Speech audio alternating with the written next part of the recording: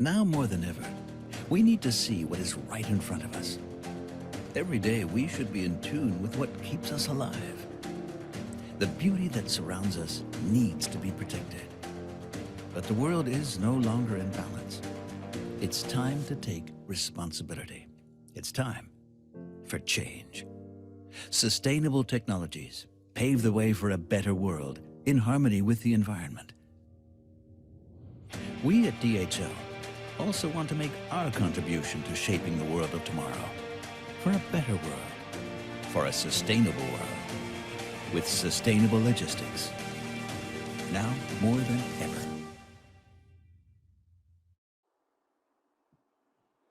Ladies and gentlemen, eco-enthusiasts and sustainability champions from around the world, welcome to DHL's webinar on delivering sustainable logistics.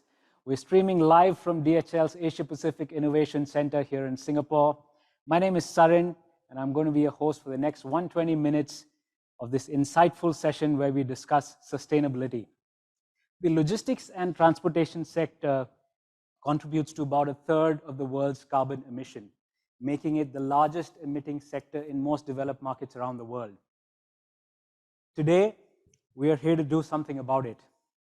Today, we are here to discuss the topic of sustainability, because for a sector that has such a significant contribution to carbon emission, even a small change that we make can have a significant impact. And if that's not reason enough, we have kids back home. I have an 11-year-old daughter who eyeballs me every time I forget to take my cloth bag to the supermarket, or I take a cab instead of public transport, right? But whatever our reason may be, whatever is our North Star, the fact that you are here attending this webinar today tells us that you have the intent and you intend to do something about the sustainability challenge ahead of us. So I'm going to dive straight in, starting with our first speaker. She's somebody who spent a couple of decades, more than a couple of decades in this industry, and is extremely passionate about the topic of sustainability. Therefore, she is the Executive Vice President for Commercial for DHL in Asia Pacific. Please join me in welcoming Yasmin Aladat Khan. Yasmin, welcome to the webinar. Thank you. Let's start off with your views on sustainability and this webinar specifically. Thank you. So a few days ago, I was booking my return flight from KL, and the SQ app was nudging me to a greener choice by saying that this flight consumes 23% less CO2. Once I landed in Singapore, I opened my ride-hailing app, which is Grab, and as I was booking a ride, it prompted me to prioritize an eco-friendly vehicle. When I got home, I was hungry obviously, I decided to order some dinner, and the food delivery app that I opened asked me if I would like to reduce the carbon footprint on the delivery with an additional 10 cents to my bill. So I think you get the gist of where I'm heading with this. Sustainability is not a thing of tomorrow. It is an era of conscious consumerism that has already begun. It is now more than ever. You see, the logistics industry, like many others, have been a vital cog in the wheel of global commerce, connecting people, cultures, and opportunities. It has also been a contributor to a challenge that requires our collective action and attention, which is climate change. Now, a single transatlantic flight can generate more carbon emissions per passenger than an entire year of driving. It's a stark reminder that we must be mindful of the ecological footprint we leave behind. So today's webinar is a vital step towards embracing that thought. Indeed, Yasmin. And what do you feel that our audience should take away from today's webinar? Yeah. So firstly, we look into DHL's environmental goals and carbon reporting endeavors. We are committed to being transparent and accountable in this area. Following which, SBTI will share with us some remarkable decarbonizing initiatives undertaken by companies around the world. Now, our partner from Neste will unravel sustainable aviation fuel, or commonly known as SAF. It is a solution that opens doors to a future without leaving a heavy carbon trail. Finally, we will unveil our carbon insetting program, which will help you take your first step in your next big stride towards your company's sustainability goals. Therefore, now more than ever, we need to join our hands to address the sustainability agenda. I encourage you to engage, to question, and be inspired by our sessions today. Welcome to the DHL Express Sustainability webinar. I hope you enjoy the event, and thank you. Thank you, Yasmin. Indeed, it is an era of conscious consumerism. Everything needs to be sustainable these days. I even switched out my cue cards for an iPad so that I don't waste paper. But really, I mean, from food delivery apps to fashion apps to even music concerts these days are sustainable. I mean, we are official logistics partners for Coldplay, and their sustainability target is that they want to reduce their carbon emission on this tour by 50% as compared to their previous tours. I mean, how cool is that? I mean, I love Coldplay, but the fact that they have this sustainable angle, sustainability angle makes it even more cooler, right? So how does one go about really setting a sustainability target? How does one define a sustainability roadmap? What do we need to do about it? So as DHL Group, back in 2017, we set out on our sustainability target, where we said that by 2050, we will attain net zero emission. That's quite a bold target. And there's one person who was instrumental behind defining that target and defining the roadmap to get there. And that person is our first speaker for today, who will take us through how does one, or how does an organization really go about setting that target and defining that roadmap and doing the whole thing about carbon reporting, etc. I'm not going to speak more about it. Let me straight away introduce you to our first speaker for today. He is the Senior Vice President, Strategy and Operations Programs for DHL Group. Ladies and gentlemen, please join me in welcoming Dr. Andreas Muendel. Dr. Andreas, over to you. Yeah, Sarin, thank you. I hope you can hear me loud and clear. Yes, Dr. Andreas. Good. Thank you for the opportunity to share our roadmap, and it's actually a great honor to speak in front of so many customers, specifically from the Asia region. As you will realize that Asia also plays a very vital part as the engine of a lot of our decarbonization activities.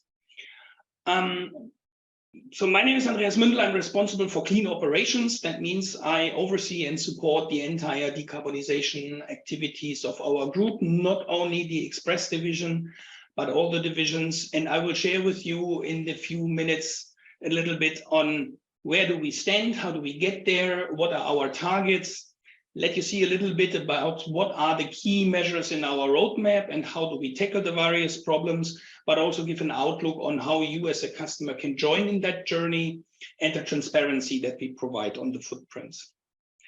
But before I start, let us look a little bit back, because I think the long history that we do have with sustainability demonstrates a bit the commitment that we put behind. And we started essentially 15 years back when we launched our Go Green program that came along with Go Green products and offsetting products, where we compensated for the footprint of some of our products that we offer to customers. We set ourselves the first reduction goals. In this case, it was intensity reduction goals, and we came a long way since then. But in the next few minutes, I will focus more on the right-hand side. So as Sarin already mentioned, 2017, we set ourselves the net zero goal for 2050. But in 2021, we took it the next step. We really laid out a very concrete roadmap of achieving an absolute CO2 reduction target until 2030, a target that meanwhile has become approved by the Science Based Targets initiative. And I'm sure you will hear with one of the next speakers what that means to have a science-based target out there. And we also offer to our customer the next generation of products that we call Go Green Plus, products where the customer can participate in our decarbonization journey and participate in the true reductions that we have within our value chain. But before I start, when we talk about sustainability, essentially we have that comprehensive picture here in mind that is not only the environmental aspect on the left-hand side, but when we talk about sustainability, that also includes the social aspects. So the great company to work, where we take responsibility for the society and our employees. but also a governmental aspect, which we want to become a highly trusted partner to our customers and in the industry by putting the right controls and governances in place. But as my title suggests, I'm focusing on the left-hand side. I'm focusing on the environmental impact and the actions that we take. And when we talk about environmental impact, we essentially talk about our contribution to the CO2 footprints. So when you look on the upper hand side, you do see our total footprint. And by this, I mean not only our CO2 emissions, but also the emissions of our suppliers that performs a huge part of our transport activities. And that number in million tons, 36 million tons in 2022, to give you a feeling, this is roughly 1 per mil of the entire emissions of mankind. So this is quite a sizable contribution and demonstrates then also the responsibility we have for that footprints. And I put this long time series out there to demonstrate how long we already measure our footprints. So we already are 10 years in measuring our CO2 emissions. So we came quite a way, and we have by now a very detailed understanding of our footprint and how it is decomposed on the right-hand side. Just to share some insights to give you a little bit better feeling of where does our emissions come from. 70%, the vast majority, comes from our air operations. This is not only because we do operate an extensive air network in Express, but we also subcontract a lot of air volumes to carriers. Second biggest is our road activities, heavy duty road, essentially trucking. Then comes ocean, and then essentially buildings and other emissions is only a very, very small fraction from this one. I also said that we do include the emissions of our transport subcontractors, and indeed, you see it on the very right corner, 70% of our emissions do stem from our subcontractors. This is why we include it, otherwise it wouldn't make any sense, only so you get a comprehensive picture. But this gives you also a feeling of the task at hand. And indeed, what we have done, we have set ourselves a target, an absolute emission target for 2030, 29 million tons.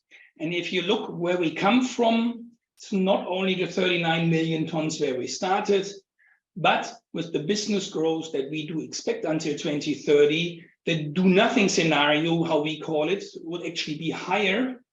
And the green box is then representing a little bit the task at hand to come to the 29 million.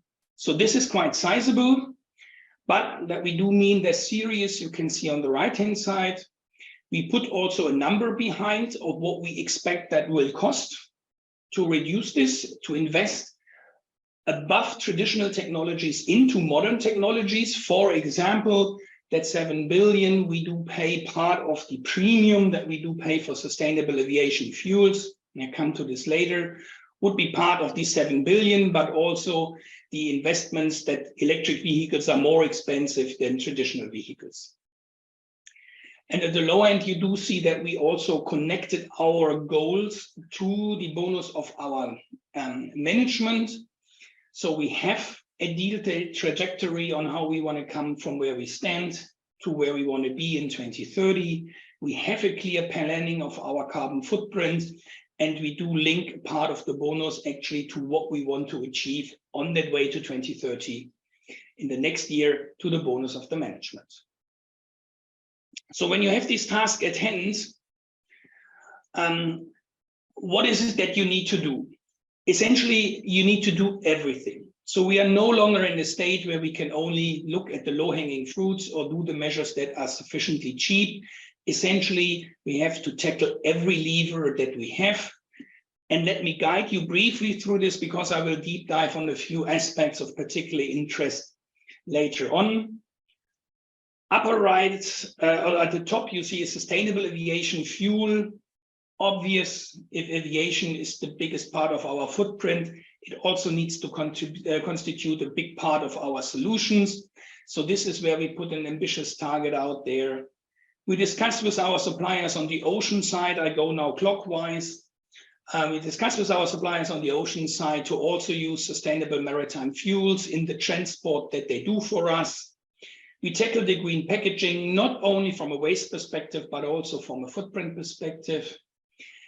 The green last mile delivery, I will deep dive on this a bit. One very important lever, because we have quite a lot of experience in the electrification, and this is close to business as usual for us by now. Also, the buildings we have to look at, sheer to the number of buildings that we do operate, from express terminals to warehouses to complete airport hubs, looking at the various aspects here. And then again, coming to the top, the second but biggest lever, the heavy duty line haul, where we have various technologies from electrification, HVO, biogas at hand, that we can use to decarbonize. And we have to tackle them all. And this is all centered around that we also want to make our customers take part in this one, be it with our Go Green Plus product, or be it with the increased transparency that we have over our operations and the CO2 that we do emit with every parcel. Let me pick now the three aspects. Sustainable aviation fuel, and I understand that you will hear also something from Sami, from Neste later on. We have put a very ambitious target out, 30% of all the fuel that we use in our own operations, but also with our subcos, we intend to replace by sustainable aviation fuel by the year 2030. You will also later hear a little bit about the various technologies. Today available is essentially sustainable aviation fuel based on used cooking oil and fats from the food industry. But we expect additional technologies to become available to allow for this ramp up that we have planned. To give you a feeling, we would need in the year 2030 roughly 10 times more than the entire production of the year 2022. So not only we are ramping up the SAF, but we are working close with the industry partner, close with Neste, for example, to also stimulate the world market, because what we need for this is an unprecedented ramp up of a sustainable technology. Essentially, the production needs to double every year until 2030 to make such a transformation possible. Next lever that I want to deep dive a little bit on is our electric vehicles, particularly in the pickup and delivery. Here you see a little bit our fleet compared to competitors. We do this because we also understand that there's always a lot of announcement in the market, but if you look at the true fleet that is on the ground and the closer competitors are at more at the bottom, you do see that there is a huge distance. We, meanwhile, and as we speak, by the way, we have crossed the 30,000 electric vehicles. For us, more than 30% of our global delivery fleet on average is meanwhile electric. And this does encompass not only the countries where it is easy to electrify, but 30% on average of every delivery vehicle on the earth runs meanwhile on an electric engine for us. The second biggest the European postal operator, this is a combination of true electric vehicles and electric cargo bikes, because they only reported mixed. We estimate that half of it is electric cargo bikes, so they only have, we expect roughly 8,000 vehicles that would compare to us. So this see how much we have actually implemented that we can now use to decarbonize our business and that we can build on. And electrification for us, as I said, meanwhile has more or less become a day-to-day business for the light-duty vehicles. Last, from the levers, let me emphasize a little bit the buildings. Buildings has two aspects. There is still a huge efficiency lever to make buildings energy efficient. In colder areas, that is typically with heating, rapid closing doors for the trucks and the like. In warmer, it's more the air conditioning and the cooling, the lighting that needs to become efficient, but also to change the energy to green energy. And this goes hand in hand with, as you see on the left-hand part of the building, our own energy production on solar panels. So we meanwhile started a massive rollout program of solar panels on our own existing buildings, and in particularly on all new builds. But we also prepare the buildings for future, so keep them ready for charging, not only for the delivery vehicles, but also heavy-duty trucks when it comes to it. Prepare them for battery storage and other aspects that you do see here. So also building is one of the levers where we put a lot of effort in.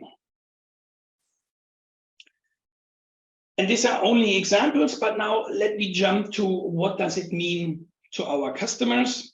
What we do offer, and go a little bit through left by right from the arrow, we offer an increased transparency. We did customer reporting already for a while, but I will share with you, I think in 2 slides from now, an outlook to our new CO2 dashboard that is indeed, I think, the next level of transparency for customers so that they know exactly the footprint of their operations in any cut that you can think of.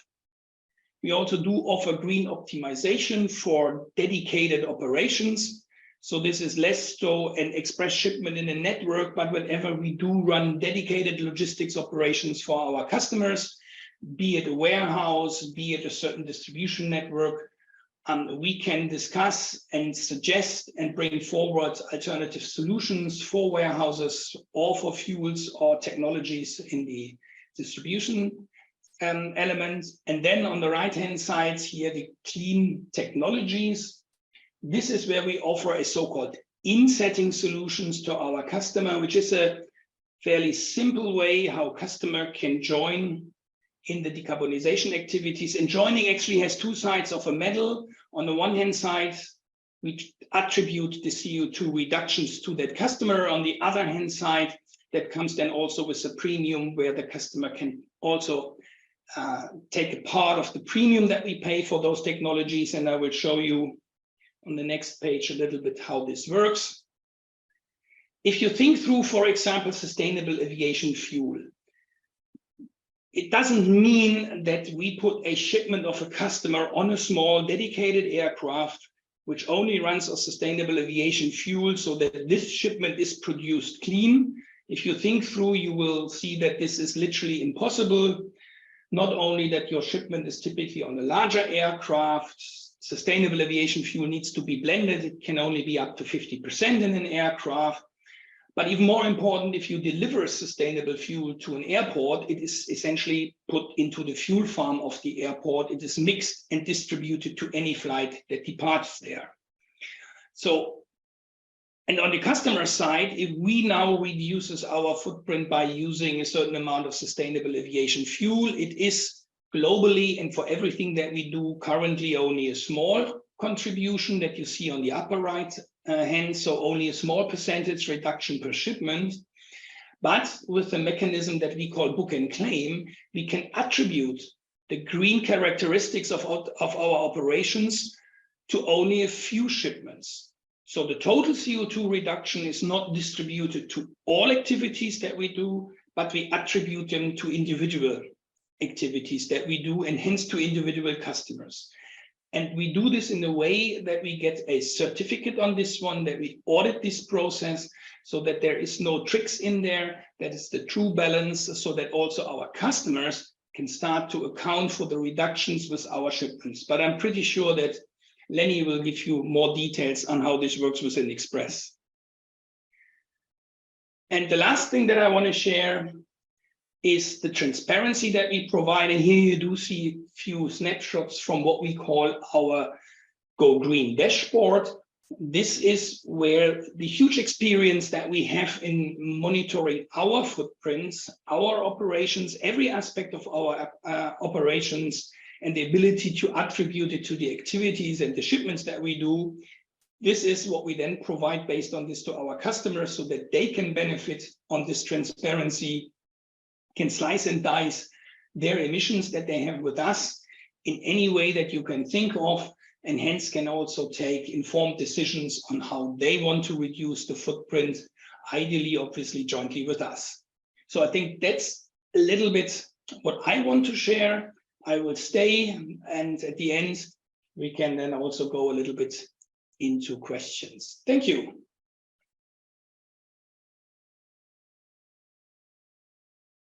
Thank you, Dr. Andreas. You've certainly got everybody's thoughts rolling on sustainability, on how to build a sustainability roadmap, on setting sustainability targets. And you've also touched upon some of the decarbonizing efforts that we're doing within DHL, setting the stage for our next speaker today. So there is an organization that's working with several other organizations around the world to show them how much and how quickly they can reduce the impact of their greenhouse gas emissions. And they're more importantly teaching them how to be competitive in the space of sustainability. Science-Based Targets Initiative, or SBTI as they're more popularly known, is working with organizations to help them define sustainability targets. Joining us today from SBTI is their Senior SBT Engagement Manager, Southeast Asia and Oceania, and he's going to speak to us about how companies can go about setting science-based targets, and more importantly, what are the decarbonization initiatives that companies around the world are taking. So please join me in welcoming Dedy Mahardika. Dedy, over to you. Thank you, Sarin. Hope you can hear my voice clearly. So yeah, yes. Good morning, good afternoon, everyone, wherever you are dialing in. So as mentioned by Sarin, I am right now part of the Science-Based Targets Initiative as the Senior Engagement Manager covering Asia Pacific, specifically in Southeast Asia and Oceania. So today I'll share you a bit update and a bit general overview of deep dive of what is actually the SBTI. Andreas already mentioning a lot during his presentation, so I will just follow that up here. So the general idea of SBTI, if you're not familiar with, or in case you are already pretty familiar, I think it's a good refresher for you. SBTI is a global body here that enabling the business and financial institutions setting ambitious emission reduction with the latest climate science here. So we're being founded during the Paris Agreement in 2015 by 4 founding partners. So me coming from CDP, but also 3 other founding partners, which is UNGC, WRI, and WWF. The idea was pretty simple. So during that Paris Agreement, there were a lot of questions from the companies about how to actually align their climate targets in line with the Paris Agreement target, which is to limit the global warming to 1.5 degrees Celsius here. So basically, if you're talking about the commitments in the country level, you may revert to the Paris Agreement. And if you want to have that translation towards your company achievement and also company carbon budget, you may refer to the Science-Based Targets Initiative. And to this date, we are reaching the milestone of 5,000 companies globally joining the initiative, of course, including DHL right there. And this is numbers coming from the SBTI Progress Report in 2022 here, or right now the one that we're calling it a monitoring report here. So we see an 87% year-on-year increase in number of companies with validating science-based targets, which means also that SBTI right now becoming the gold standard for the companies joining the initiative and how they could align with the latest requirement to decarbonize their overall operations. And we see also from the left-hand side that more than 1/3 of the global economy actually being covered by SBTI. Of course, we see that in the beginning of the SBTI achievement, we see many European and also North American companies, but right now we see also some developing nations considering SBTI as one of their strategies here. More on that also, we are moving towards that the applicability of SBTI not only covering the direct emission, which is scope 1 and scope 2, but also scope 3 here. You may see from the yellow circle there that 96% of the company include the target in the scope 3, which means that all of the responsibilities not only align with the direct emissions coming from scope 1 and 2, but also right now the conversion should moving forward to the decarbonization towards the scope 3 here. And let's zoom in to some of the regional breakdown of SBTI. Here the 2022 number, and you may see that Europe right now still becoming the biggest market in terms of the application of SBTI. So more than half of the companies joining SBTI, whether it's a validated targets or commitments coming from Europe. But you may see, excitingly enough, right now Asia coming second here, because in 2021, the second biggest market actually was still North America, but Asia actually taking over as the second biggest market of SBTI by 24% here. Which means, of course, we did our best here, but I guess there are a lot of work needs to be done. But we see that one of the important part of SBTI engagement in the region is how those big brands in the European market and also North American market that already having their validated SBTs, also encouraging their suppliers, their buyers, and also their customers to join SBTI so that can become a really collaborative efforts in decarbonization here. Yep, and generally, next slide, I'll give you a bit snapshot of what are actually the condition of companies in Southeast Asia. You may see that if we're talking about Asia Pacific, it will be Japan, China, India, and also South Korea, the one that usually doing really great in their climate action. But actually, we also see the rise of the big companies in the Southeast Asia joining the SBTI here. You may see from the right-hand side that there are big companies come from Thailand and Singapore, which is quite expected, I guess. But we see also big companies from Indonesia, Malaysia, and the Philippines here. Again, this is rising because a lot of companies joining the SBTI as their global standard. But this is also coming from the pressure that the global supply chain right now looking at the SBTI as the go-to standard. And therefore, we see a lot of different types of the companies, whether it's small and medium enterprises, but also big companies that have a responsibility to the climate action here. Yeah, that's a general overview. And right now, a bit deep dive to the technical side. So SBTI right now is developing some of the relevant sector-specific guidance here. So right now we have 14 high-emitting sector-specific guidance, including the one that just being launched last year is the forest, land, and agriculture, or what we call as the flag guidance. But you see also there are several other of them, including the one that in the buildings, chemical, and also cement here. So overall, right now, the methodology is covered by SBTI, representing 90% of global emissions here.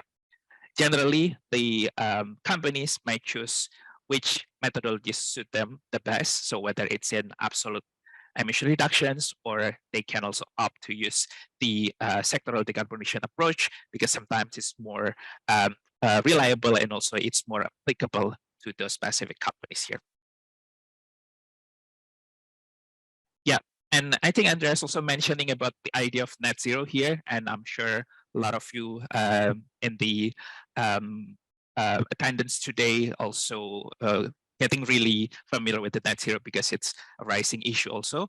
But SBTI actually having a lot of conversations going on a couple of years back about what does it mean by reaching net zero economy here, because there's a lot of talks about how to validate the target and how the companies can actually contribute to the net zero here. So obviously net zero here is a conditions where the greenhouse gas emission is in a balance with the CO2 removals here, which means that there are currently imbalance between the amount of greenhouse gas emission released into the atmosphere and also the amount of carbon absorbed by natural sinks here. So we are not yet getting into the net zero economy yet. Therefore, there are two things that the company can contribute when they want to do the net zero. The first one is, of course, to maximize their emission reductions. And then the second one is to also look how to increase their CO2 removals amount here. In terms of this, of course, there are a lot of opportunities by the different sectors and also different types of the CO2 removals technologies that will be available also in the future. Yeah, as I mentioned in the previous slide, there are two options generally for companies that they want to do if they want to join the SBTI and getting into the climate strategies, how to actually decarbonize in line with the latest climate science.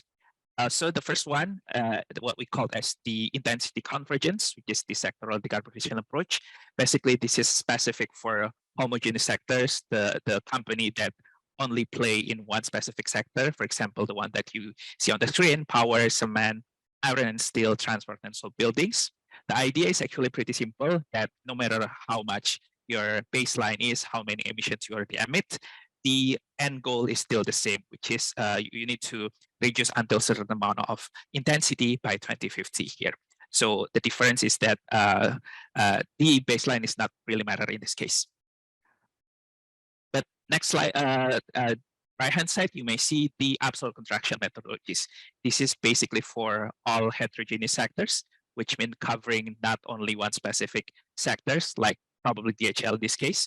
So for this type of the companies, there are absolute contraction targets for 1.5 degrees Celsius here, so which is translated into the amount of reduction of around 4.2% annual reductions, which is translated into 42% reduction over 2020 to 2030 here.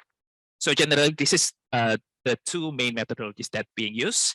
But for scope 3, there are other options, which is the engagement engagement type of the target here, which I will give you a brief update here. So again, emphasizing the idea that right now, supply chain emission really becoming critical point of the decarbonization pathways, and we must accelerate and increase the greenhouse gas reduction efforts. And as you may already familiar with, as also being mentioned in the CDP report this year, the supply chain emissions are actually on average 11.4 times larger than the direct emissions here. So your scope 3 might already the biggest of your carbon footprint. And then we also acknowledge that this is the most challenging part of the emission to reduce, because obviously the company need to work a lot with the external stakeholders, because the scope 3 are one that doesn't being owned directly by the companies here. Therefore, the SBTi also encouraging company to set the supplier engagement targets that focuses on engaging a defined group of suppliers to set their own science target for emission reductions here. So this is different with the one that I showed before. The one that I showed before is mostly talking about the emission type of the reductions, but this engagement target is basically encouraging your buyer to reduce your scope 3 emissions eventually. Yeah, and there are 3 examples that you may refer to the new guidance that has been published by SBTi a couple of weeks ago. So we published something called supplier engagement guidance. So in this supplier engagement guidance, you may see some of the best practices. This is to give you an examples of what are actually the engagement target from the companies that are already in the pipeline of SBTi. The first example is from AstraZeneca, which is from pharma and biotech industry. So they set their 95% of suppliers by total spend to set their science-based target by 2025. So they have also another target, which is 50% of suppliers covering the transportation as well as distribution here. A bit different if we're going to the medical devices, I guess, because in Fisher and Paykel, they set their targets of 87% of suppliers by total spend and use of sold product to set science-based target by 2024. So you may see that in terms of the pharma and biotech and medical devices, they have different types of the priorities in terms of which type of the activities they want to focus more on the engagement. And last example is about the Salesforce, which is the software company. In terms of the Salesforce, they set their engagement based on the upstream emissions here, which makes sense because they use a lot of emissions right there. So 60% of suppliers, Salesforce is expected to join SBTi by 2024 here. Again, this is combining the some of the emission number type of the emission reduction targets with this engagement is also something that being seen as a best practice in setting the SBTs here. Yeah, but I would like to emphasize also that reducing scope 3 emissions is a team effort, not only externally, but also internally here. So I would really encourage that when you decide to engage suppliers, should not be made in an isolation, which means that you need to discuss with your relevant business team, usually the one that lead is the sustainability or ESG teams, but you need to also have a look to discuss it with the relevant senior leadership as well as the other department which handles the data. For example, the sourcing, procurement, accounting, product, and also compliance here, which means you're also setting your target in a business level, but also increasing the sense of ownership of this target.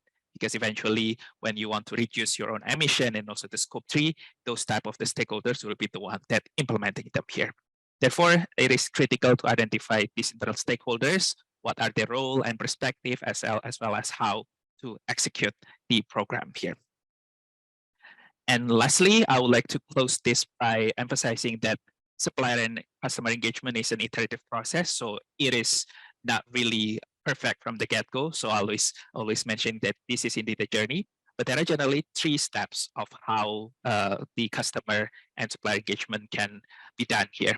The first one is to collect the information. So of course, this is something that usually being the stopping point or the part that becoming more difficult. So collecting information with your suppliers, internal stakeholders, but also important to examine the supplier performance data to determine where more support is needed here.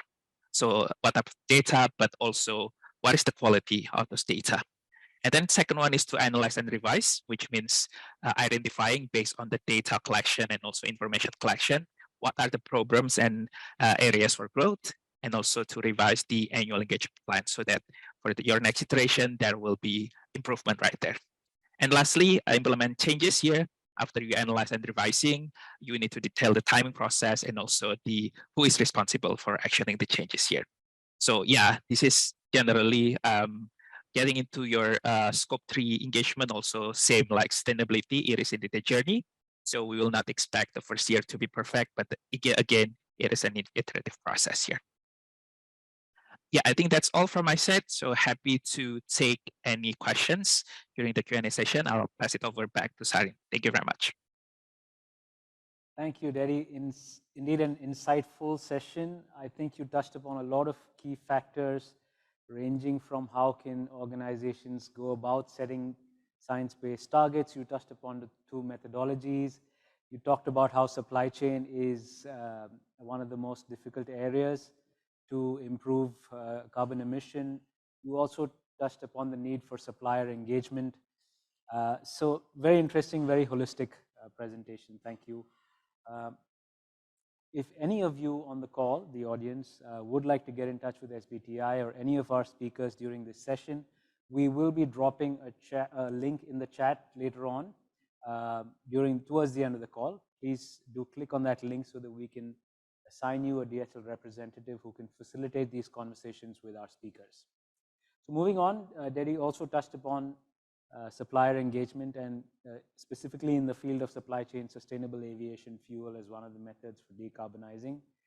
Nestled here in Singapore in one corner is the world's largest sustainable aviation fuel refinery, and it's owned by a company called Neste. They are the world's #1 manufacturer of sustainable aviation fuel. So we thought, who better to talk to you about SAF than Neste themselves.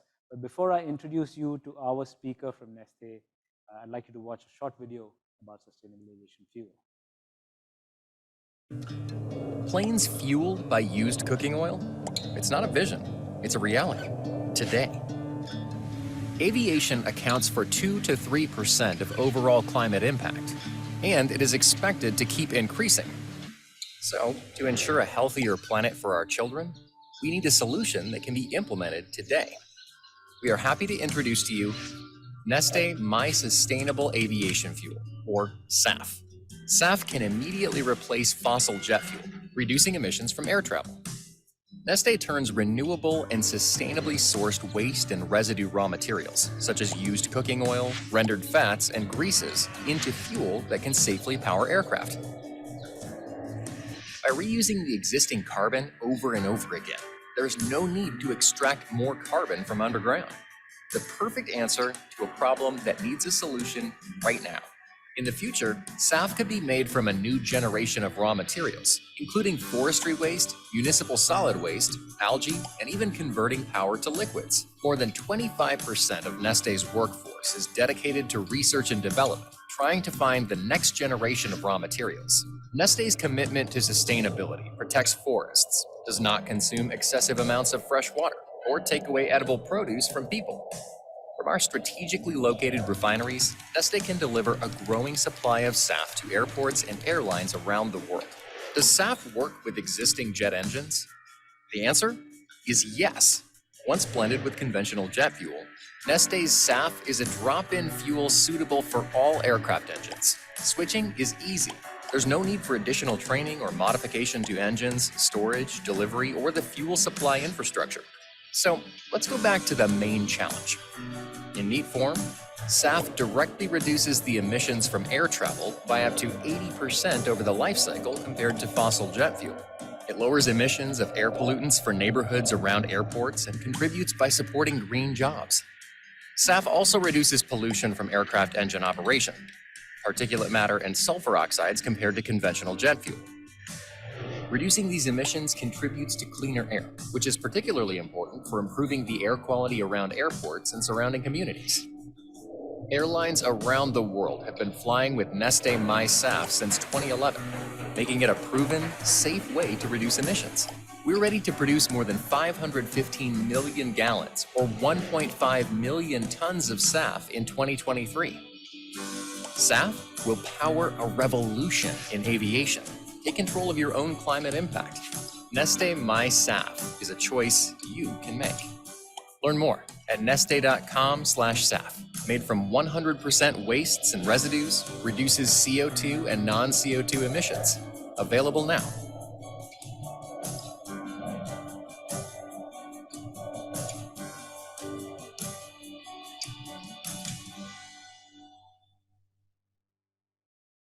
Wow. I've watched that video a few times now, but I must say every time I watch that video, I'm very reassured by how promising SAF is as a solution for a greener future. But I'm not going to speak more about it. We have our expert from Neste here. Joining us today is their acting EVP and VP for APAC region, specifically for renewable aviation at Neste. Please join me in welcoming Sami Jauhiainen. Sami, welcome to the webinar. Thank you, Saren. Very happy to join the webinar today and to talk about sustainable aviation fuel, that is SAF, as a means of reducing emissions from air freight and allowing, for example, a band like Coldplay to tour the world more sustainably. But first, a few words to introduce Neste as a company. And the first thing I want to say is or highlight is our purpose, creating a healthier planet for our children, which guides the business activities where we are in. And the way we see our role in driving this purpose is in developing and bringing to market renewable and circular solutions that help our customers to reduce their climate emissions. We are today the world's largest producer of both sustainable aviation fuel as well as renewable diesel, with our renewable refineries located here in Singapore, in Rotterdam, Netherlands, in Finland, where our company is originally from, as well as in the US in California. In 2022, our customers were able to reduce their climate and greenhouse gas emissions by 11.1 million tons of CO2 equivalent. And our goal with the investments that we have in the pipeline is to raise this figure to over 20 million tons of CO2 equivalent by 2030. And the third thing to mention, as a company, we are very much focused on continuously developing new solutions to the market to help our customers to reduce their emissions. And one figure that describes this commitment is that around 25% of our total workforce is working in roles such as research and development, innovation and engineering, developing new technological pathways, new solutions, pre-treatment technologies to grow the potential of sustainable aviation fuels and other sustainable fuels in the future.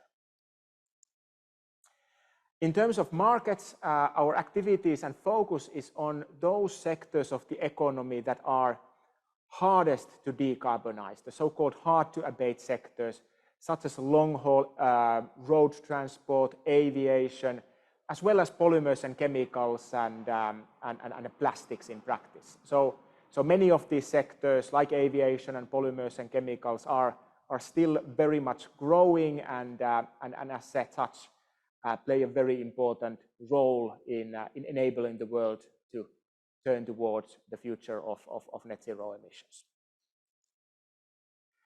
So then, turning to aviation and SAF in particular. So what is SAF and why is it so important?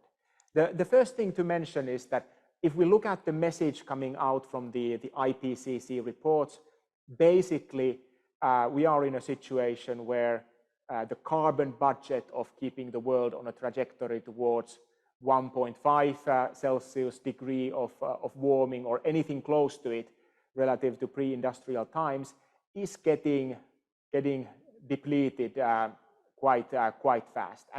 And what that means in practice is that we don't anymore have the luxury of driving emission reductions only where it's kind of easiest or cheapest. Rather, we are in a situation that we need to drive emission reductions everywhere across the economy with all the solutions that are available and at the same time. And this makes the question of climate challenge especially pressing also for a sector like aviation. If looking at and painting the bigger picture, if looking at oil consumption around the world, it is roughly 4.8 billion tons. And transport sectors as a whole are a big contributor to that. Around 2.7 billion tons of oil equivalent on 2021 basis. We are already today using several solutions to tackle this problem. For example, renewable liquid fuels in road transport, in aviation are already providing emission reductions equivalent to roughly 100 million tons of oil equivalent. Electric cars are already deployed, also providing already a relevant emission reduction of around 40 million tons. But if we then try to look what is needed to get to that world where we are no longer dependent on use of oil for transport and paint that picture, first of all, important to highlight, renewable fuels can play a big role in that. If we look at the global potential for sustainable raw materials that don't compete, for example, with food production and production, and look at their potential of producing renewable fuels, we believe that there is enough raw materials in the world to produce up to 1 billion tons of renewable fuels. If we look at the total potential of electric fuels, for example, based on IEA estimates, those could provide substitution of oil also by around 1 billion tons of oil equivalent. And we do have other solutions on top of that, like the use of renewable hydrogen, power to liquids type of technologies, and the likes. But if bringing this together, the puzzle, basically what we see is that to get to that world where we are no longer dependent on oil in transport, we really need to bring all of these pieces of the puzzle together and use all the solutions available to tackle the challenge. Aviation as a sector within that broader picture of transport is a particularly challenging sector from the decarbonization point of view, especially because alternative powertrains like electrifying or hydrogen powered planes are still quite far in the development, and according to most estimates, their potential is limited to short and mid-haul air traffic. There is certainly potential also for more efficient air traffic management, more fuel efficient aircraft, but bringing that picture together, aviation is expected to remain highly dependent on liquid fuels and hence highly dependent on sustainable aviation fuels as a means of decarbonization. So for example, IATA, the International Air Transport Association, is estimating that up to 65% of the required emission reductions to achieve net zero aviation by 2050 need to come from the use of sustainable aviation fuels. The key benefit of sustainable aviation fuels is that by substituting fossil kerosene with SAF, we can achieve up to 80% reduction in life cycle greenhouse gas emissions. And the reason of those emission reductions is that basically when we use sustainable aviation fuel, we are not introducing new carbon to the natural system. Hence, the emissions of combusting the fuel can be considered as zero, and also because we use only waste and residue type of raw materials to produce sustainable aviation fuels, we can be confident that burning of SAF does not require, for example, additional agricultural land that would be substituting food production. Another key benefit of sustainable aviation fuel is that it's chemically actually more cleaner fuel than conventional kerosene. It doesn't contain sulfur, it doesn't contain aromatic hydrocarbon compounds, and what that means is that it burns cleaner than conventional jet fuel. It causes less local emissions near airports and communities close to airports. And what is also important from climate point of view is that burning of sustainable aviation fuels produces significantly less particle emissions. And those particle emissions are important because in the skies, they form the nucleus of ice crystals that form contrails and clouds in the skies. And it is estimated that that kind of contrail cirrus and contrail-induced cloudiness is an even bigger driver of aviation's climate impact than the CO2 emissions. So when we use SAF, when we use biofuels in aviation, we're actually killing two birds with one stone. So we are saving both the CO2 emission reduction as well as the non-CO2 emission reduction. And SAF is a so-called drop-in fuel. It is ASTM certified. And what that means is, in practice, is that when we blend it together with conventional jet fuel, we can use it in the existing jet fuel supply infrastructure. We can bring it to the airports utilizing pipelines, trucks, trains, and vessels.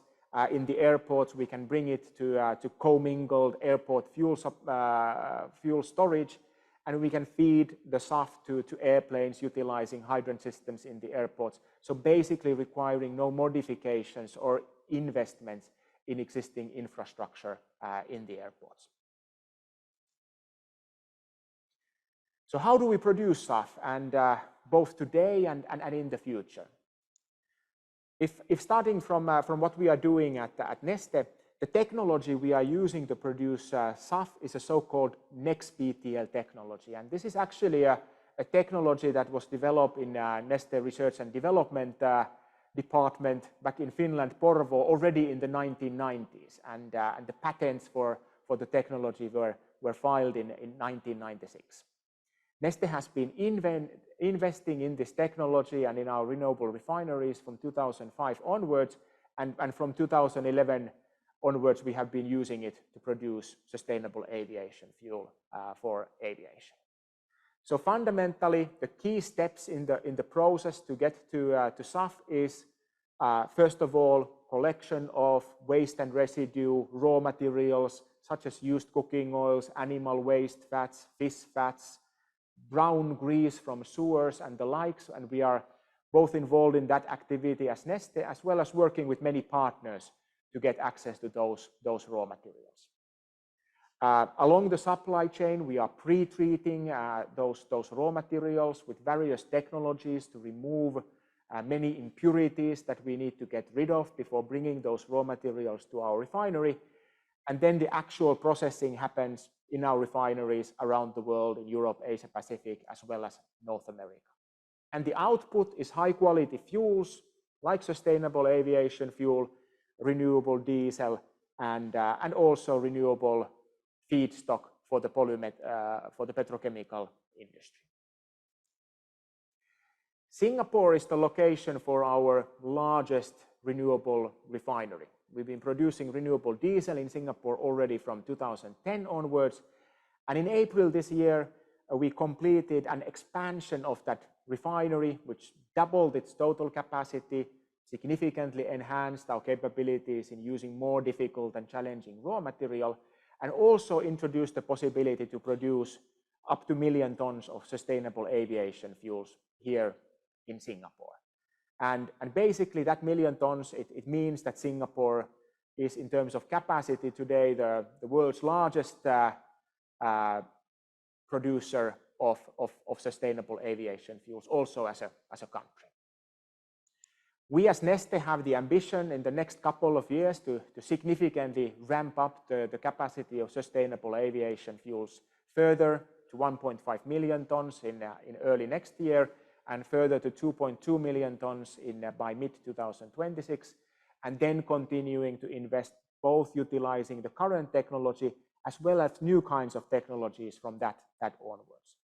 And at the same time, what we also see that many others in the energy sector have also seen the opportunity in renewable fuels, in sustainable aviation fuels, and are driving capital to ramp up similar investments.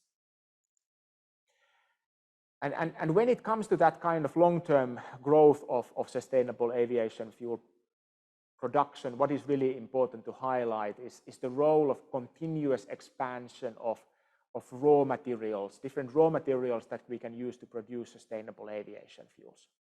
What we use today, oils and fats, waste and residues, it could be complemented with oils and fats grown, or vegetable oils grown with agricultural concepts that don't require additional agricultural land, like intermediate cropping.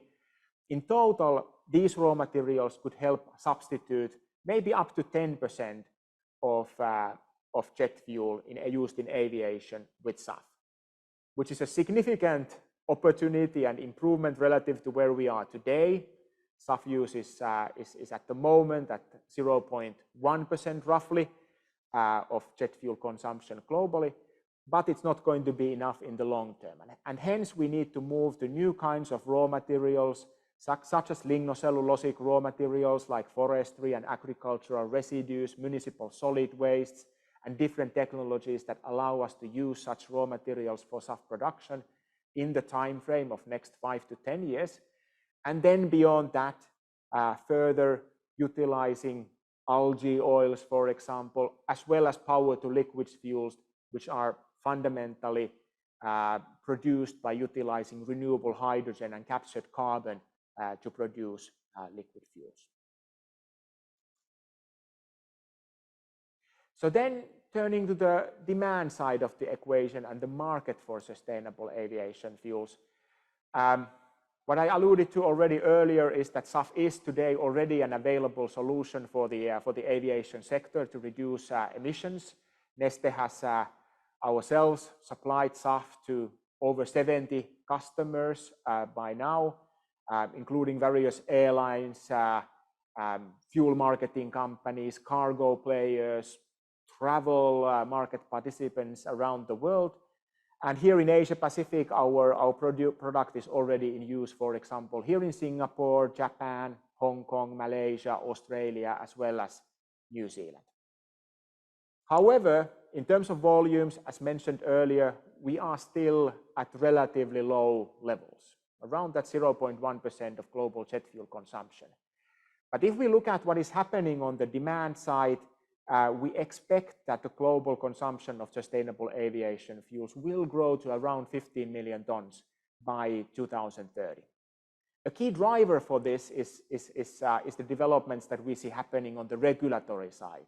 So during the last couple of years, governments have awakened to the need to tackle aviation's emissions. They are setting increasingly ambitious targets and policy frameworks that either obligate or incentivize the use of sustainable aviation fuels as an emission reduction solution, and that is driving the demand. But what I would also say that this, what is another key component in driving that demand towards that figure of 15 million tons by 2030 is voluntary demand coming from aviation's end consumers, cargo shippers, companies with business travel, or even individual passengers that basically have the opportunity to set goals that are higher and go beyond any regulatory requirements and accelerate the ramp up of sustainable aviation fuel demand. And of course, why is that important? It is because this kind of rising demand trajectory provides the necessary demand certainty for accelerating the required investments in sustainable aviation fuel production capacity. But that completes my presentation. Happy to discuss the questions as we get to the Q&A section. Thank you. Thank you, Sami. I think some staggering numbers and insights there on sustainable aviation fuel. Some of the numbers that really caught my attention, the fact that 80% of greenhouse gas emissions can be reduced through sustainable aviation fuel, and that we're only at less than or 0.1% of the global aviation fuel demand right now. So the runway is huge.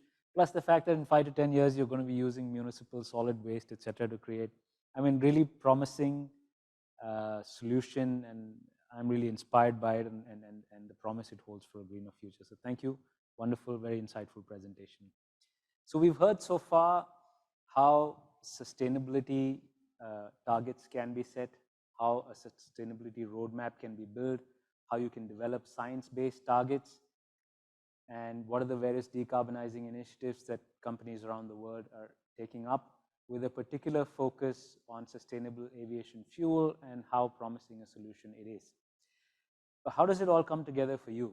It all comes together through a solution by DHL Express called Go Green Plus that brings to you the ability to use sustainable aviation fuel to reduce your impact on climate change by reducing your Scope 3 emissions. To speak more to us about it and to explain the solution to us, we have DHL Express's very own global sustainability champion. Leendert van Delft is our Vice President for Global Sales Programs, Marketing and Global E-Commerce, and he's going to tell us a little bit more about this Go Green Plus solution. So please join me in welcoming Lenny. Lenny, over to you. Yes, sorry, thanks a lot, much appreciated. Good afternoon and good day, everybody. I'm also learning a lot myself during this webinar. For us at DHL Express, sustainability is really a topic where we say, read a little, learn a little, or in this case, listen a little and watch a little and learn a little, because the world is changing very fast. I indeed want to show you and present to you how you can join us on this movement. But before we go there, I briefly want to touch upon the why again. Sami mentioned it in his opening speech very nicely. He has a little one as well.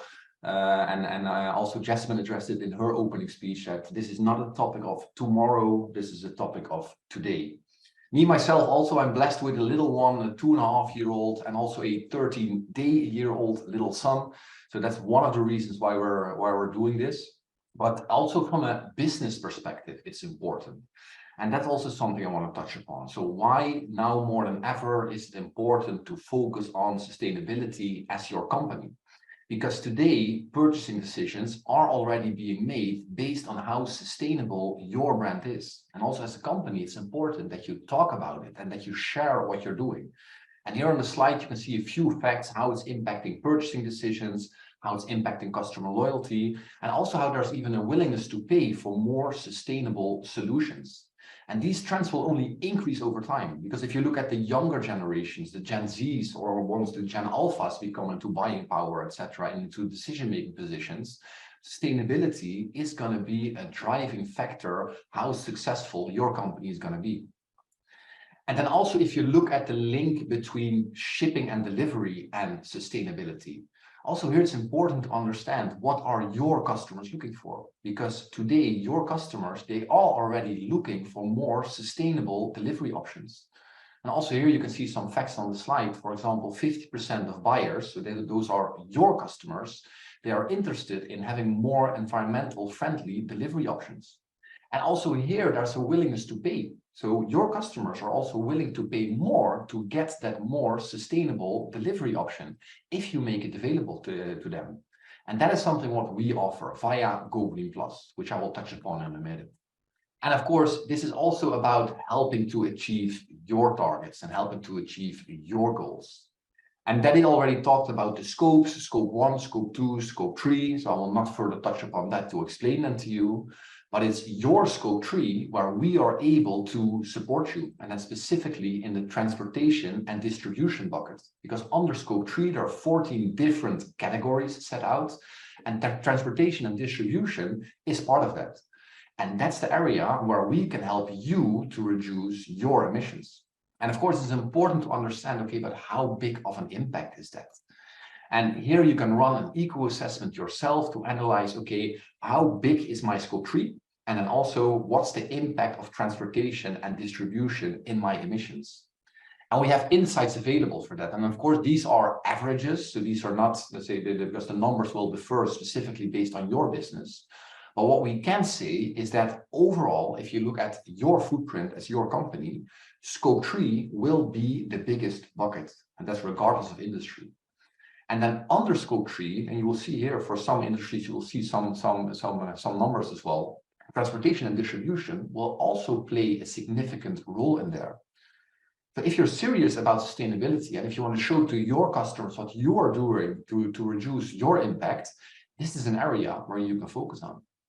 And Andreas already spoke about our sustainability roadmap and everything we're doing in this field. And we are very serious about this topic, and it's a key driver of our strategy. But also SEF is a key part, and we are very serious about this topic. And you could see on the slide of Sami already the beautiful DHL logo on there as well. And we are serious about sustainable aviation fuel. And to put that in perspective, if you look, for example, at the global production of sustainable aviation fuel in 2022, which is a number which IATA has estimated, which was around 300 million liters of SAF. In that year, in 2022, DHL, we already purchased and used, and that's DHL Express, we purchased and used 15% of the global supply of SAF. So we're really serious about this topic. And you can join us on this movement, and you can join us on this journey. And we're really here to help you as well to achieve your goals, to achieve your ambitions, and also to achieve your business goals, what we saw in the beginning as well. And that is via Go Green Plus, something which Sami already touched upon. Because via Go Green Plus, you can invest with us in SAF, and with that, reduce your Scope 3 emissions. And we're giving you the full flexibility. You can decide how much CO2 you would like to reduce, or in other words, how much you would like to invest. And we will make sure that the contribution is used to invest in SAF, and that whole process is also audited by an independent auditor, which is SGS in our case. For your investment, you will also receive a certificate, you will receive the reporting as well, and we have multiple options how you can join us on this journey. And I'm not going to do here a full explanation of the service or a full sales pitch. If you're interested to understand more about this, please reach out to your DHL sales representative, and he can further explain to you how it all works, what are the options, and also what's the impact for your company as well. And what we advise you as well to do is, okay, think longer term. Think about, okay, what are your goals? What are your goals in reducing your Scope 3 emissions, and what's your trajectory, how you can achieve that, and build your own roadmap as well. Think about, okay, how can I invest in SAF? How much I'm going to do this year, next year, 2025, 2026, etc., to achieve your ambitions as well. And to further help you on your journey, one thing what we also developed at DHL Express is a sustainability health check. It's a very simple checklist with things you need to consider to build your own sustainability roadmap. And I will not here talk through all the points in detail. Also for this, please reach out to your DHL representative, and he can further help you on this journey. And it all starts with the basics, really laying the foundation. What's your mission statement? What are your targets? Are you measuring your Scope 1, Scope 2, and Scope 3? Do you have reduction targets against them as well? And also in the third pillar, what you can see here, it's very important to talk about it, to share with your customers what you're doing. And of course, many of you are already doing this, but this is something which is really crucial to have that positive effect from a business perspective as well, because you can do a lot, but if you don't talk about it, your customers will not know. And in the end, it's about offering those sustainable delivery options to your customers, something you can achieve via Go Green Plus. And then in a business context, of course, always the question comes, okay, but what's the ROI? What's the return on investment here? If I invest money into something, when do I get it out? But for us at DHL, the ROI of investing in sustainability is actually very simple. And it's by answering these couple of questions. So first of all, do you actually want to retain and attract customers? And do you want to increase customer loyalty? Also, do you want to attract and retain talent for your company? Because also employees, they care about what your company is doing about sustainability. And recently I was also reading a report, I forgot the exact percentage, but if you look, for example, at millennials, they will decide where they're going to work based on, okay, what's the sustainability commitment of that company? If this company does not care about sustainability, I do not want to work for this company. So it's also from an employee perspective. And of course, all the legislation which is coming. Do you want to be ahead of the curve of all the legislation and the changes in the regulatory landscapes? And if you have targets already, do you want to meet your targets? So in short, do you want to have a license to operate? If you answer one or perhaps all of these questions with yes, then now more than ever, it's the time to invest in this topic. And in closing, before I hand back over to Sami, what I would like to say as a closing statement is, if you look at logistics, there is no way around sustainable logistics in the future. We are deciding today what kind of world we live in, our children live in, our grandchildren live in. And at DHL Express, we are very serious about this topic. And our aspiration is to really make a substantial contribution to make sure that this will be a better world. And you can join us. So please reach out to us. We can also touch more upon in the Q&A. Reach out to us. We are more than happy to help you on your journey as well and help you to now more than ever really invest in sustainability. And with that, I would like to hand back over to Sari. Thank you, Lenny. Again, I've had the pleasure of understanding the Go Green Plus solution in depth, and what I love about it is how easily accessible it is to our customers to use SAF as a methodology for reducing their carbon emission directly by using Go Green Plus as a product. So I love the solution, and I'm sure there are going to be more questions around it. So that's it. We've come sort of to the end of the speaker sessions, but I know we've left you with a lot of insights and solutions, but also left you with a few questions in your mind which you'd like to get clarified. So if you haven't done so already, please scan the QR code that you see on your screens right now. Or if you can't scan the QR code, you can log into slido.com and punch in that code that you see there, 1756266. And it should take you to an interface that shows you a text box to punch in your question, and that question will come to us. And then we will redirect it to the appropriate speaker. So starting with the first question, can we have that up? Okay, it says, are you aware of any countries that incentivize corporations in deploying SAF, and how can we leverage that? Interesting. Sami, I guess that one's for you. Well, there are definitely several countries that are incentivizing SAF use. It might be that they are not directly incentivizing the corporation or the end user, but parties in the chain. So, for example, countries like Netherlands, United Kingdom, United States have different kinds of incentives in place available either to the airlines or fuel suppliers in those markets to take SAF use to substitute fossil jet fuel.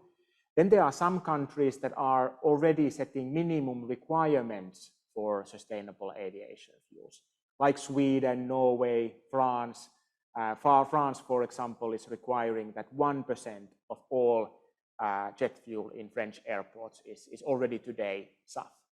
And then there are some airports like Amsterdam, Schiphol, Heathrow, Swedavia airports in Sweden, which are then voluntarily utilizing the fee income emission charges, for example, that they are collecting from airlines and using that to bring funds together that they can then make available for airlines that take SAF into use.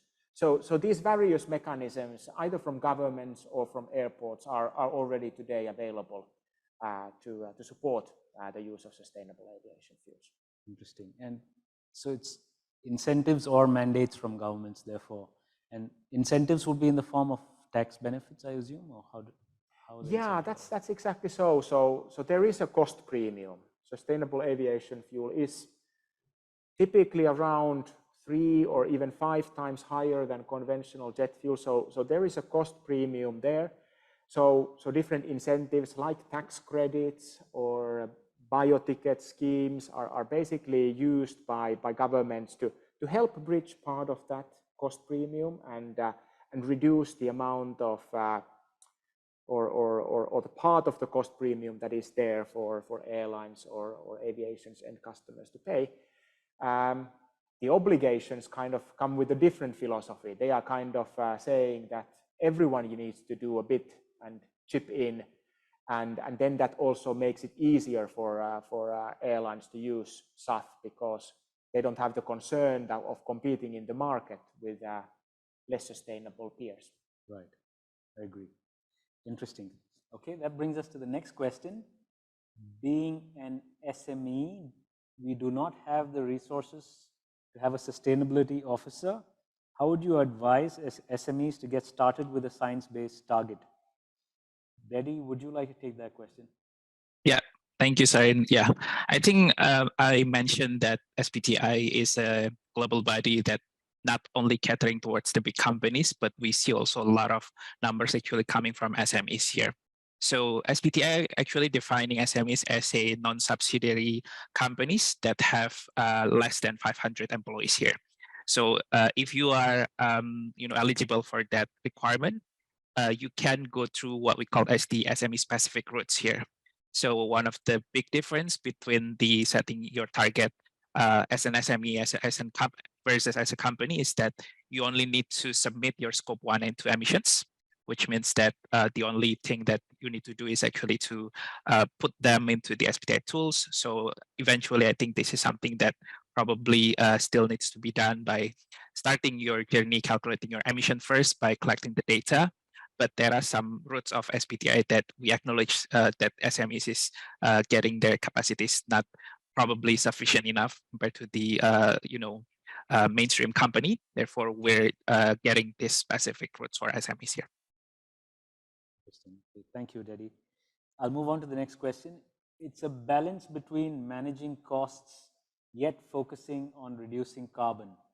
How is DHL balancing this tightrope with costs in electric vehicles, your green facilities, etc.? Dr. Andreas, I believe you'd like to take that one. Yeah, I can take this. Also indeed, that is a balance and requires intense discussions. But what we have meanwhile understood is that we look at every of our methods in terms of abatement costs. So how much does it cost to reduce 1 ton of CO2?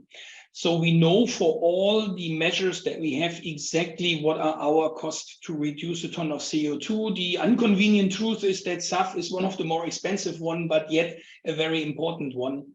So that's we need to start with this anyhow. But we do balance, and as I said, we incentivize our manage, but also we plan on the reductions. So we have a very intense discussions of what do we expect we will earn from our Go Green Plus products from our customers, how much are we willing to invest, how much do we have in relation to our budget to drive our target next year. So that is indeed an intense discussion, but requires the transparency on what I call the abatement cost. And that leads nicely over also to the challenges. I see this the next question that's addressed to me anyhow. Key learning, start early. Start early for 2 reasons.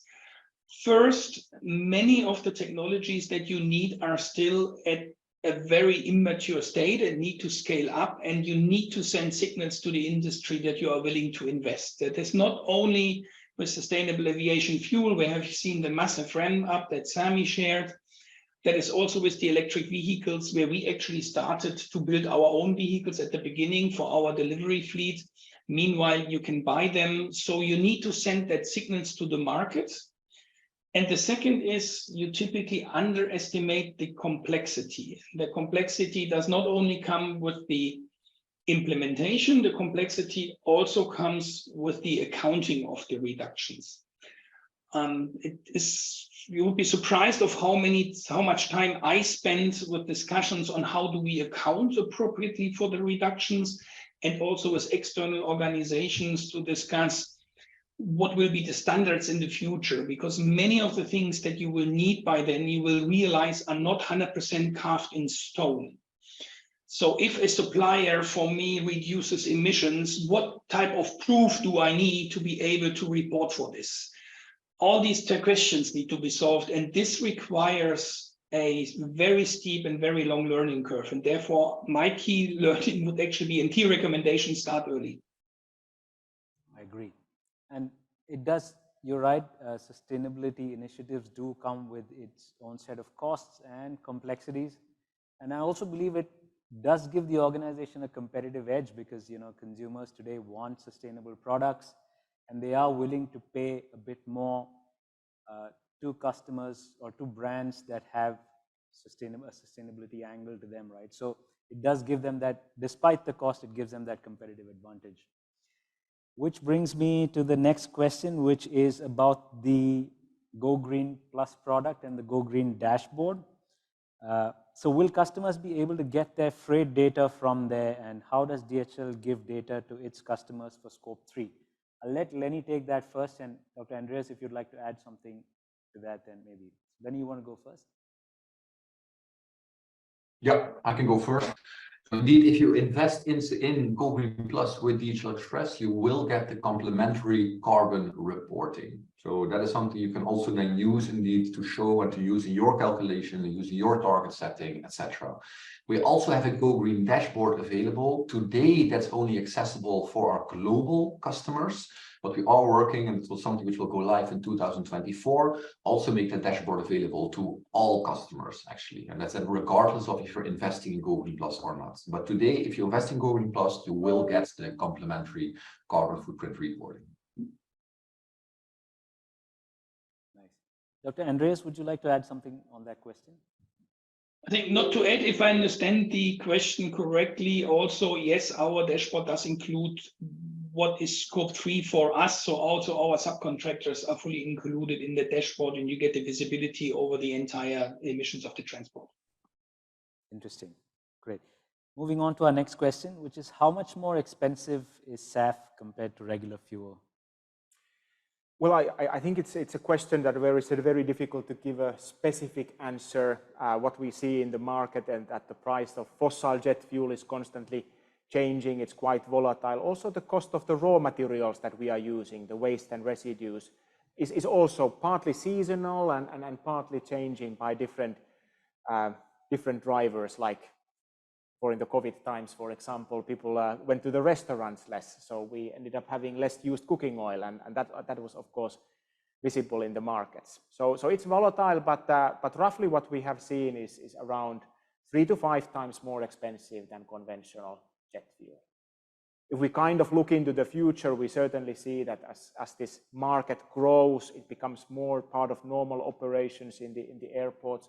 We will have cost efficiencies, economies of scale from that can help bring the cost down. But then at the same time, as we move to those new kinds of raw materials, we will need to deploy new kinds of technologies for the production of SAF, and many of those will be, at least initially, rather more expensive than the technologies we use today to produce SAF. So there are drivers in both directions. I think we in general expect that SAF will also in the future remain more expensive than conventional jet fuel. Is it as volatile as regular fuel prices, or how volatility? It can be even more volatile when it comes to the raw materials that we use. It's often kind of, it's various types of, we use over 10 different waste and residues to produce the SAF, and it's many small markets, so they can be quite volatile. And I think now that we are going towards that kind of circular economy, it's kind of interesting aspect of that waste is actually something that starts to have a value. There starts to be even competition for waste, and that of course means that with the supply and demand, the price can be increasingly volatile. Agree. Interesting times to come. Okay, the next question, can carbon reduction from SAF be claimed by both shipper and the customer? I'll let Lenny take that from a Go Green Plus angle, and then maybe also come back to Sami on that one. Lenny? Yeah, so indeed from a Go Green Plus perspective, it's indeed the case that when SAF is being used, that both contributes to the Scope 1 reduction of DHL as well as your Scope 3 reductions as well. So that's indeed accounted for both. Which is, by the way, also something we even factored into the price of Go Green Plus, but that's also something which DHL representative can explain to you in further details. And Sami, not sure, or Dedy, not sure if you want to share a bit more on that as well. Yeah. Maybe Dedy, you want to go first, and then. Yeah, generally, I think from the perspective of SBTi, I think we're pretty aligned with the requirement of the greenhouse gas protocol. And so, for example, as simple as the carbon reduction can be claimed both in the Scope 1 and 3, but of course, we need to make sure that it is not becoming a double counting in the future. Sami, would you like to answer? Yeah, no, maybe just to add, I think the question as such was already answered quite well, but maybe what to highlight is that the key philosophy in voluntary carbon accounting is really the fact that emissions are shared by everyone in the value chain. Of course, by the shipper, by the freight forwarder, airline, fuel marketer, fuel producer. So it kind of means that all of these stakeholders have a joint incentive, joint need to kind of reduce these emissions, and of course the work done by one party in the chain to reduce emissions, works for the benefit of all. So hence it's quite logical and right that that all these parties recognize that everybody can claim it. Perfect. Dr.Andreas, I believe you wanted to add something as well. Yeah, let me add to, because there's a lot of discussion about double counting and erroneous double counting. If you think through, also a ton of CO2 emitted runs down the value chain, how I tend to explain it. So if we burn SAF, if we burn normal fuel and emit some CO2 emissions, that is then reported to our customers that happen to be a part of a car manufacturer. So it becomes part of the footprint of that part. It becomes part of that car, and everybody reports this emission as part of their product in the CO2, in their scope 3 down the value chain. If I now change kerosene with SAF, then also the reduction needs to be counted all the way through the value chain, whoever reports it under scope 3. This is not double counting. This is the correct accounting, only when it runs in circles and you need to prevent certain technical things that you avoid double counting that you need to do. But not only the CO2 emissions of our flying runs down the value chain for all our customers and customers and customers of customers, but also the reduction. Agree. That makes sense, Dr. Andreas. So if I'm accounting for the CO2 emission, I must also be accounting for the credit that I get from SAF. So that makes sense. Okay, moving on to the next one, which I believe is for you, Dedy. Can non-profit organizations join with SBTI? Yeah, thank you. The answer is not a direct yes or no here. So there are two considerations that you may take. The first one is SBTI really considering the legal entities of your organization. So sometimes you are part of non-profit organization, but you have part of your business that are for profit. So we're considering that one also. And then the second one is whether you are considering your organization can use the greenhouse gas protocol, because eventually you need to have your own accounting methodologies, like how to count for scope 1, 2, and 3.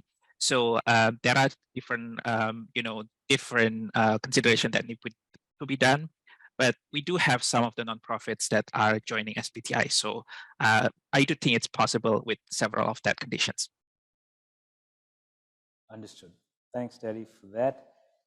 The next question, I believe you've answered it partly already, Sami, but I'll circle back again. Do SAF prices fluctuate monthly?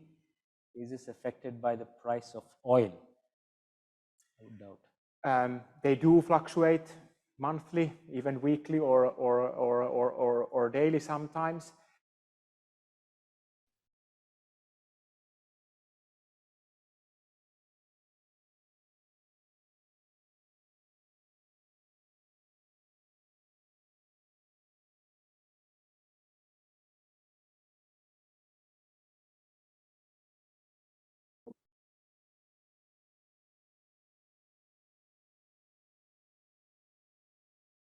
Hello? Yeah, this is not with us, I think, the problem. So we experience it already in the pre-session, so maybe it goes away in a few seconds. It's random. Okay.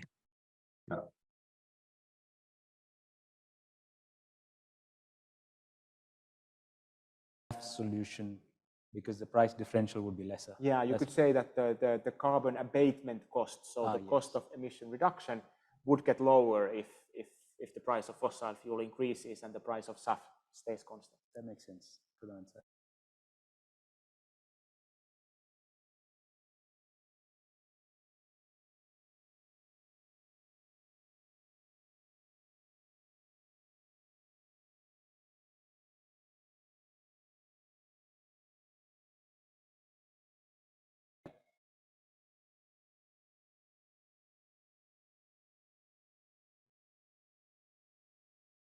Dr. Andreas, would you want to comment on the topic of Alice? Would you have anything to say about it? Yeah, we get disconnected for a second, but I assume that's the new question. Lenny, I do not know exactly when it starts operation. I do know that it is successfully tested. It had its maiden flight about a year ago. It's currently still tested in the operations. We have the first DHL colored Alice, I know, but I'm not 100% sure when the first flight will be deployed and where it exactly will be deployed. But bear in mind that this still has a limited reach, so we will only use it at the fringes of our network, not in the core network, obviously for capacity reasons. Yeah, I can further build on that. So Alice, which indeed speaks to the imagination, it's a great innovation as well, which is one of the reasons why we're investing in it. It will actually be put into operations in 2027. And at the first go, that will be done in the US. And the reason why we go for the US as well is that the range is still limited, which is, let's say, the technical hurdle which need to be overcome. The range is currently around 800 kilometers before you need to recharge it. And because of that, we will first put it into operations in our US domestic operation. Understood. So it yet can't take on intercontinental flights, so to say. No, indeed. And also, and that's one of the reasons why not only we at DHL, but the whole aviation industry is looking at SAF as the only scalable solution for now if you want to talk about reducing aviation emissions. Because all experts are saying it's going to be up till, let's say, 2050 approximately before, let's say, you can make really longer flights by flying electric, if it's ever feasible at all. Because up till today, in the foreseeable future, nobody can make a battery which is powerful enough and, very important, light enough that you can attach it to a Boeing 777 and fly across the ocean. Understood, Lenny. Wonderful. Okay, the next question. We are a Toyota Parts Center warehouse in Sydney. How can SBTI help us set science-based targets? What type of support is given? Dedy, would you like to take that? Yes, I think I speak this for company in general, right? So there are several steps for you joining the initiative. I guess the closest one is to send a commitment letter to the SBTI. So it's pretty straightforward. So you need to fill out some of the general information from your company, and then also your company name will be published within the SBTI website, just like DHL and some of the partners that are attending today. Generally, we are also having some of the important resources. The one that probably the most relevant if you want to develop your own SBTs is we have the SBTI tools, which is an Excel-based open sources tool. So you may want to use that to model your own target with your scope 1, scope 2, and scope 3 emissions. But yeah, generally we will be happy also to support any of your inquiries. So I guess after the event, the organizer will be sending out some of the PPTs along with my email. So yeah, you may contact me through that email. Indeed, we'll be doing that. We'll be putting a link in the chat for everybody to get in touch with our speakers and for us to be able to facilitate those conversations. The next question, I believe, Dedy, is also for you, which is, we understand that SBTI doesn't accept offsetting in the accounting. Can you explain this further? Yes, from the get-go, I think the position of SBTI is pretty clear that we don't accept the offset, mainly because we want to encourage the company to do their decarbonization in the mitigation hierarchy. So you need to reduce your emission from your own source, which is scope 1, 2, and 3. But we are having public consultation right now open with what we call as the beyond value chain mitigation, which is on top of your net zero target. You may use carbon offsetting to showcase your leadership. But of course, the main priority should be coming to your own decarbonization pathways in scope 1, 2, and 3. Therefore, I like the presentation from Leendert mentioning about the insetting, because that is something that SBTI right now taking a look also, how to do an offset, but inside of your value chain, which is eventually reducing your utilizing carbon credit, but inside of the value chain, which means it is still carbon credit, but technically it's still your own value chain. So in a way that decarbonization also important to utilize these pathways also. We are also still looking at that, but generally, yeah, right now the position is the company cannot utilize the offset to achieve their SBTs. Interesting. Yes, indeed. I guess there is a certain complexity around it, and I'm glad that you're looking into it already and trying to address it in certain ways. Okay, I will move on to the question, which is, are express services more carbon intensive than standard services? Maybe I will let Dr. Andreas take that first because he deals with different business models. The answer is a clear yes and no. As it's not express is more carbon intense than other services. Air services are more carbon intense than other modes of transport. That is true. Strictly speaking, for a ton kilometer of an express shipment or a ton kilometer of a regular air cargo, that doesn't make a difference. But as Express is very much built on air, yes, Express is a relatively carbon intense service, but that is due to the transport mode air. Understood. I hope that answers the question. So shifting the same ton from air to ocean indeed does reduce the footprint of the ton, but it also reduces significantly the lead time. Right. Also increases the lead time. Also. Yeah.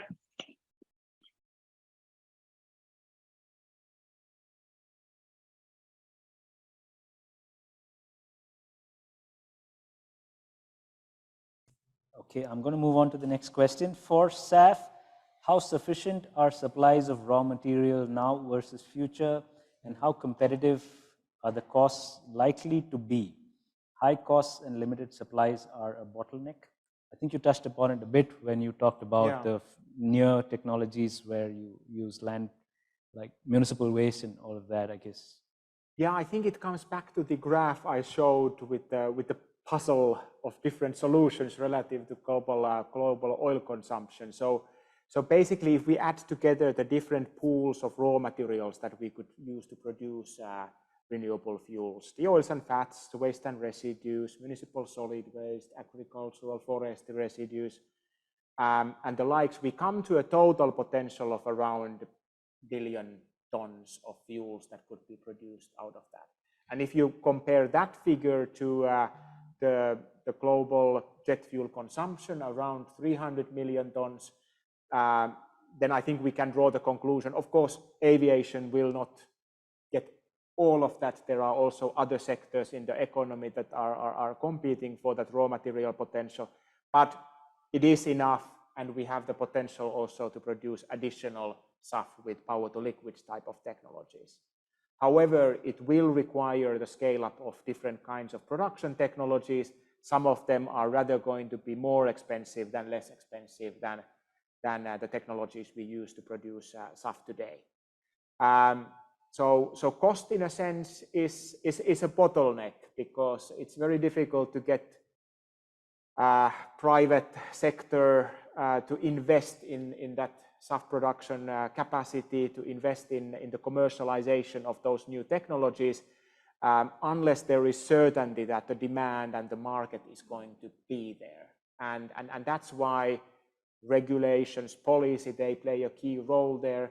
They create certainty of demand. And of course, what we are talking about here today, the actions from arising from aviation end users to take the voluntary action to reduce emissions and scale up the demand for SAF. Those are the measures that help us create the demand certainty for the scale up of SAF production. Indeed. It's sort of a chicken and egg story. If there is more demand, you will invest in newer technologies, and the other way around as well. It is a chicken and the egg, and if the chicken and the egg wasn't there, I think we could be already much further in decarbonizing aviation than where we are today. And of course, for us at Neste, for us a key driver when we invested in SAF production in Singapore for 1 million tons, partly we wanted to bring that kind of certainty for the aviation sector, for the regulators, that supply can be scaled up so that those measures on the demand side can progress faster. Sure. Thank you, Sami. Okay, the next question. For SMEs, cost is a concern in current market conditions, but yet we want to move towards a sustainability focus. I like that. How can DHL help SMEs? Lenny, I believe you may have. I can take that one indeed. We indeed, of course, we're not here to dictate your business model, but we can definitely give some good insights how you can think about this and how you can move forward with this. There are two things here. We saw also in the presentation earlier in the webinar, the willingness to pay for more sustainable products as well. So that is one thing also to keep into mind. And if you build your longer term roadmap and decide how much each year you're going to invest, that's then also something you can further factor into your product prices. And the same counts for shipping actually, because many SMEs, they are passing through the shipping cost to the end user of the products. Or when it's an e-commerce business, for example, they charge for shipping in the checkout. And this is also something where there's a willingness to pay. So here our advice as well is that build in that additional cost of that more sustainable shipping option into your shipping price. And you can even give your customers the choice as well. Offer them both, offer them, and it's a bit similar like what Yasmin was saying in her introduction when she was booking an airline ticket. That is also something which you can do as well for your product.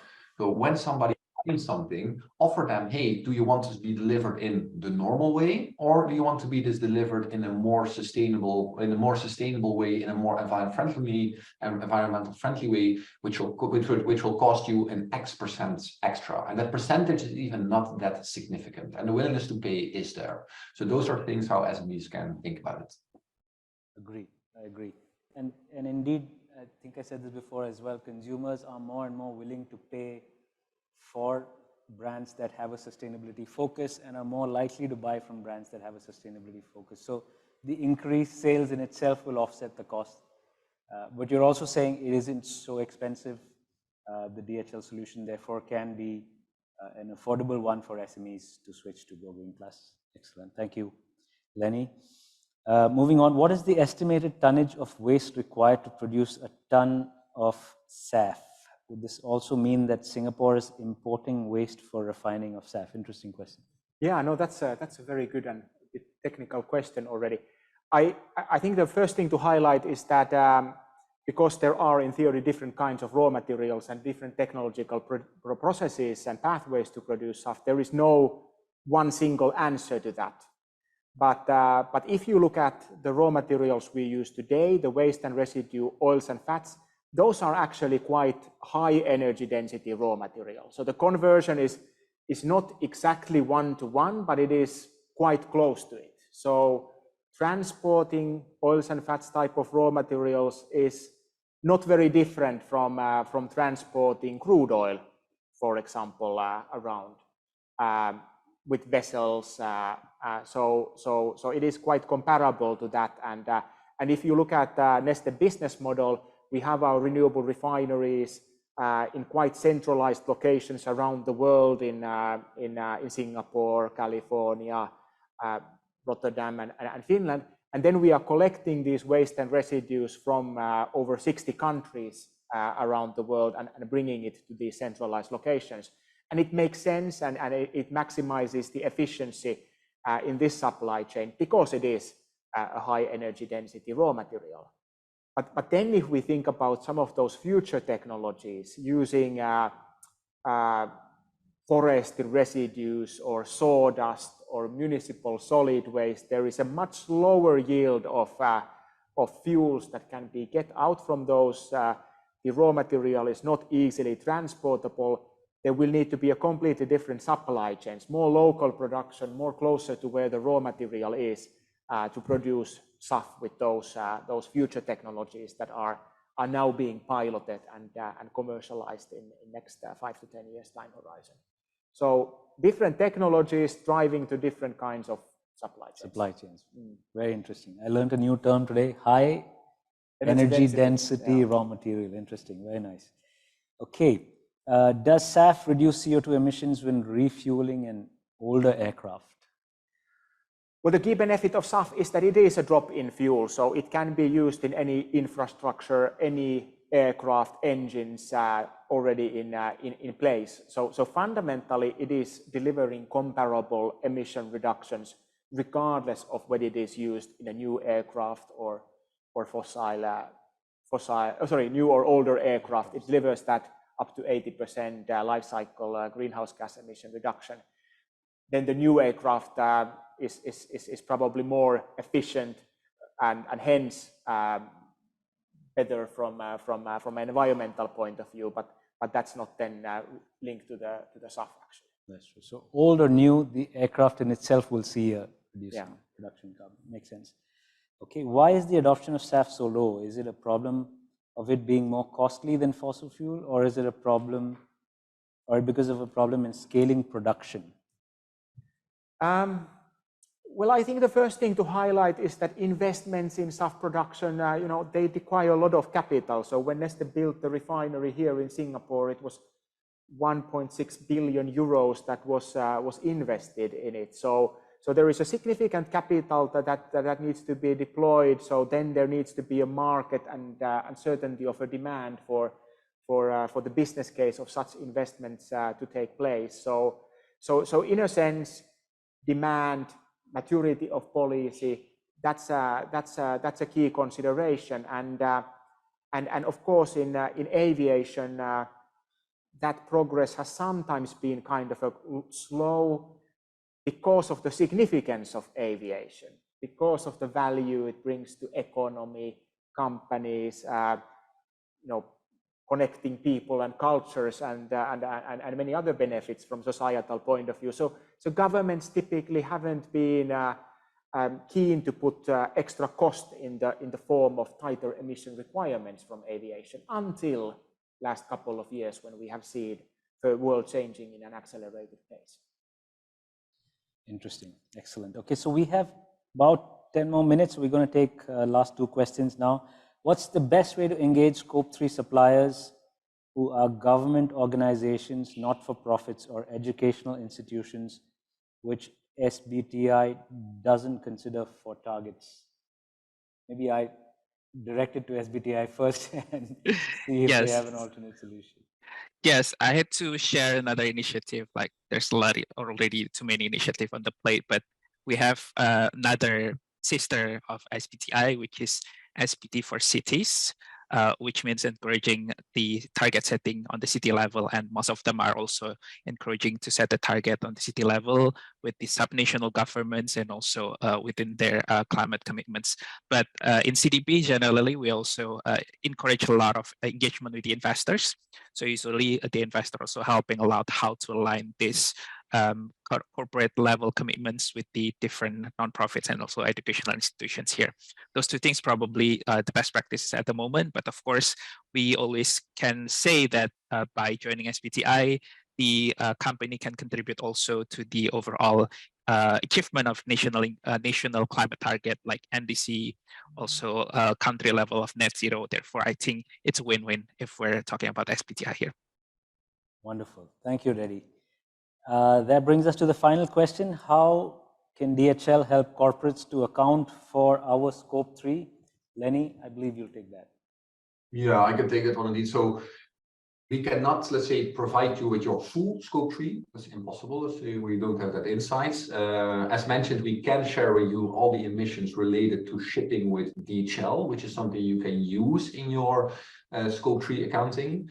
And our advice is that there are many partners and companies out there who can actually help you on that journey to calculate your Scope 1, Scope 2, Scope 3, do an eco assessment. So here our advice is to find a partner in your country who can help you on this journey, find an auditor as well, in order to fully account for your full Scope 3. Excellent. Thanks, Lenny. And in fact, that final question gives us a nice segue to our closing. We are indeed towards the end of this webinar today. And I promised that we will drop a link in the chat for you to be able to connect with DHL and the other speakers. So you see a QR code on your screen right now. Please take 2 minutes to scan that QR code, and you will be given a survey along with an option whether you want to reach out to some of the speakers so that DHL can facilitate it for you. There's also a link in the chat if you cannot scan the QR code. So we'd really appreciate it if you could spend 2 minutes taking that survey. With that, I want to thank you once again for being an enthusiastic audience and joining us in this webinar, asking so many wonderful questions. I learned a lot of new things just from the Q&A session itself. And I want to thank all the speakers and panelists today for joining us. I'm going back and telling my 11-year-old daughter that I did something excellent for the environment today. I'm sure she's going to be proud of me and proud of all of you for for taking the first step towards sustainability. So I'm going back with a lot of hope and enthusiasm. Thank you once again for joining us. Until we meet on this path of sustainability again, signing off now. Thank you. Bye-bye.